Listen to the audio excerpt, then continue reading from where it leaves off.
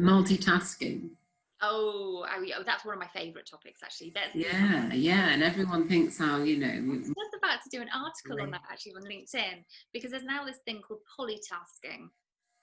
really? So multitasking, we all do,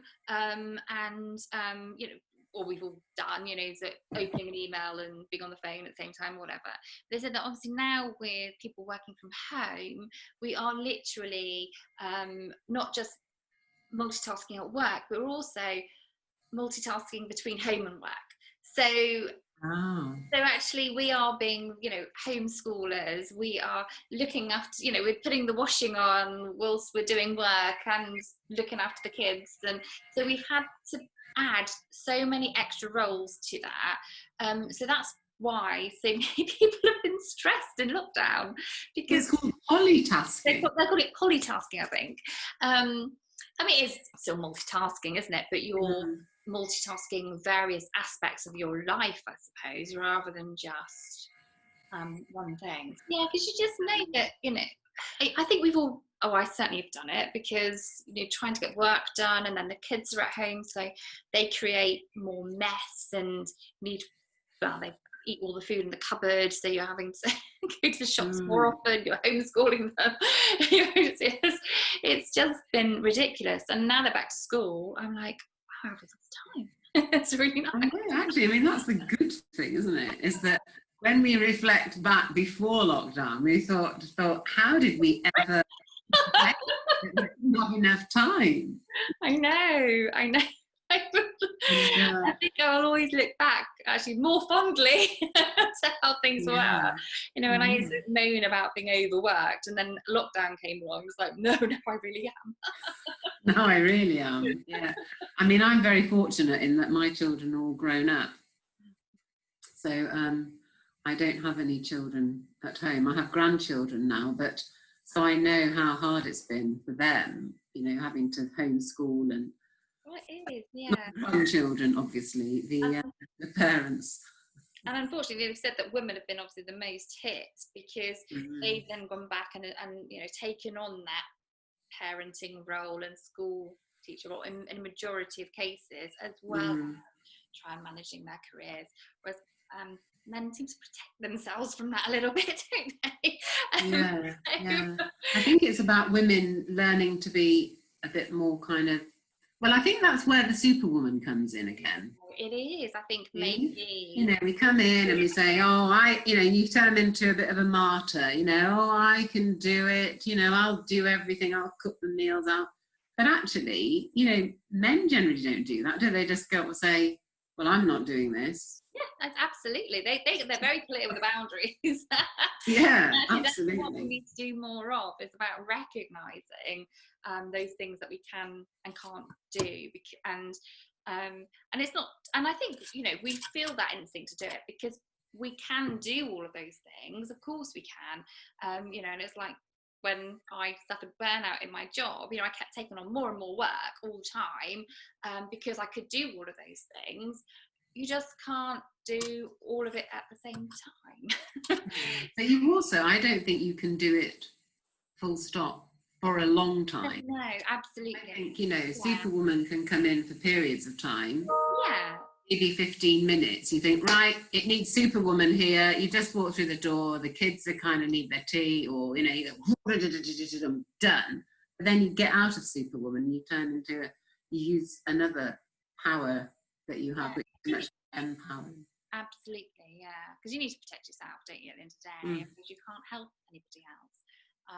But yeah, I think, I've taken on too much in the past because I think, that's an interesting project. I'd be really good at that. Or, and with I suppose the homeschooling thing, actually, it's good for me to learn all that stuff again. So it's something I'm interested in. Quadruple. And then find yourself doing all this stuff and then thinking, God, I haven't got time for this. It doesn't work. So you kind of I have to have a word with myself now and again. But certainly, that's again, I suppose what I help my clients with is that they're often suffering with, not lack of resilience. They've got good levels of resilience, but they've just taken on too much. Exactly, and I think that's where you kind of lose sight of things, isn't it? And that's where you need to say, I think you said earlier, you need to press the stop button. Yeah. And you need to say, hang on a minute, this isn't sustainable. So what can drop off the end? And actually a lot of it can. Absolutely. Doing everything all of the time to the utmost best at the highest speed. Yeah. That's the other thing, isn't it? Yeah, but I mean, it has taught me actually. You know, I am much more aware if I'm kind of reaching that threshold of what I can manage, and then I kind of look through my diary. I'm like, now I'm quite ruthless and say, well, actually, do I really have to do that? Can somebody else do it, or does it have to be done at all? And you at times have to be quite ruthless. You need to challenge why you're doing things, and I think. And that's regardless of the size of the organisation. You obviously, for a small business owner, I think you end up taking on perhaps more than you should until you reach that levels where you can take on other people to do work for you. But in those big, but I think a lot of that is people who are, I mean, a bit of a control freak, for want of a phrase. You know, they don't actually trust people to do a job as well as they do it. Or it's also that thing about keeping close to you what you're doing, and you don't kind of want someone else to do it in case they do it better. Oh, there's a whole load of reasons why people hang on to what they're doing, and actually what happens then, they either become burnt out or become that they're actually not doing any of it very well. Absolutely. And as soon as you start to trust other people and you start to say and delegate, I'd like you to do this job, I think you'd be great at it. It's a bit like your kids, really, isn't it? I mean, when my kids were small, I used to always get them to do jobs. You know, I didn't kind of, one of the dreaded tasks was emptying the dishwasher. Yeah. And I never emptied the dishwasher. There was always one of them. It's like, no, it's your turn to empty the dishwasher. And we actually had a little rota. Oh, brilliant. Because they knew, because there was 3 of them, because they knew what they had to do, they took responsibility for it, and they actually did a really good job. Yeah. And you've got to let them do a bad job sometimes, don't you, for them to learn and become better. I think, I think sometimes the fear of managers is they don't want to delegate either because they're going to do too good a job, or that they might do a bad job. And then they let the person do it once, and maybe they haven't done it very well. And they're, oh, well, that's proved my point. They can't do it. I need to do it. And actually, you need to let people do things and learn. And then that will then, train them up and let them be good. And then that will enable you the power back, and be able to get on and do the things that you really need to be doing. The other thing that happens, Yvonne, is when people say, oh, I haven't got time to show them how to do it.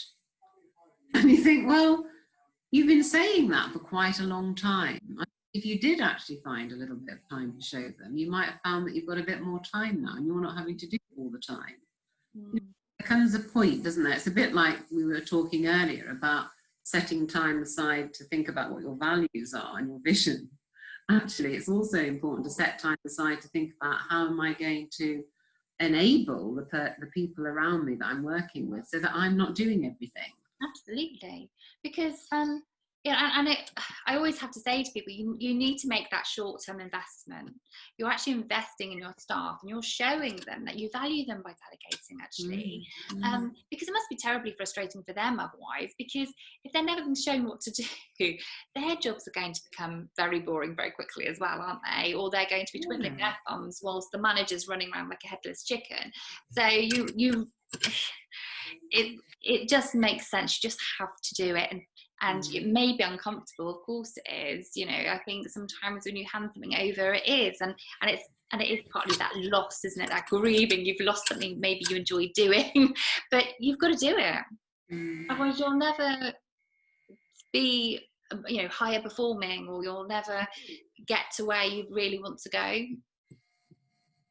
And also, so I mean, you're putting the brakes on everything, aren't you? Really? Yeah. On your own progress and the speed at which you can do and the number of things that you can take on. Absolutely. Putting the brakes on the development of the people around you. Yeah. So overall, it's not a very sensible thing to do. No, absolutely not. Delegate. I'm the master delegator. I'm very good at delegating things. But it's so important as well. My husband. Yeah, my husband seems to get away with things. He's very good at delegating, but he does change that around. Yeah, he works very long hours, so he does get a bit of an easier ride at home, I think.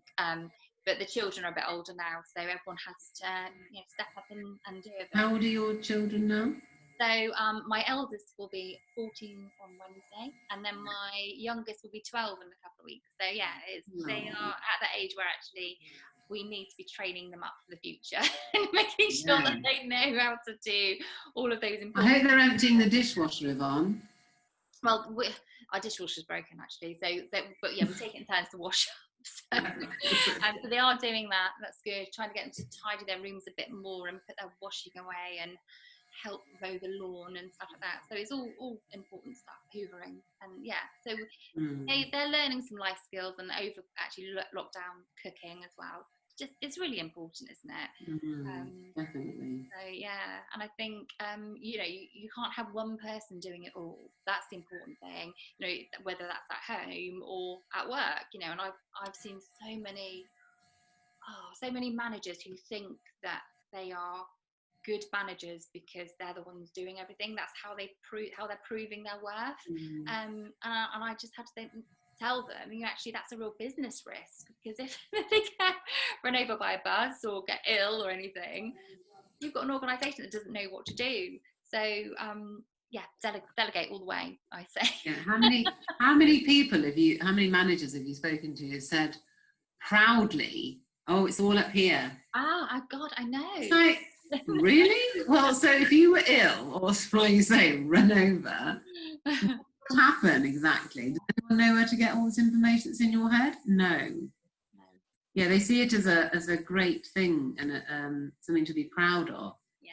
Which is an amazing skill to have all that in your head. But actually, let's have a copy of it. Absolutely. And I think it's quite an old-fashioned view, isn't it? Like, some managers used to take pride in the fact that if they're on holiday, everything fell apart because they got there.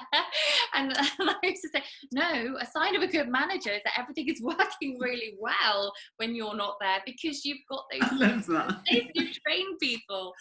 But yeah, it is funny, isn't it, how people have those different views. But I suppose that's probably come about from also those members of staff who grow into management roles. Maybe have never had any formal training, or maybe they had their formal training 20 years ago when perhaps views were a little bit different.